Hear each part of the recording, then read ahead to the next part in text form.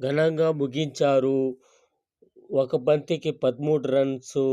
Opener Jaiswal ఒక బంతికి 12 పరుగులు సాధించి రికార్డు నెలకొల్పాడు. భారత ఇన్నింగ్స్ మొదటి బంతికి స్పిన్నర్ రజా ఫుల్ టాస్ బంతి వేయగా జైస్వాల్ సిక్సర్ బాదాడు. దీన్ని అంపైర్ నోబాల్గా ప్రకటించడంతో తర్వాతి నేపాల్ ఫ్రీ హిట్ బాల్ను సైతం జైస్వాల్ సిక్స్గా మలిచాడు. దీంతో ఒక లీగల్ డెలివరీకి జట్టుకు 12 పరుగులు రాగా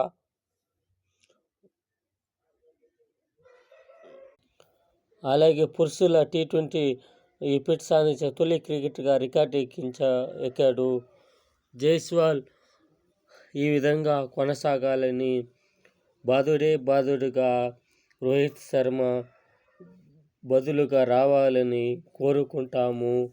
రోహిత్ శర్మ రిటైర్మెంట్ ఇచ్చిన తర్వాత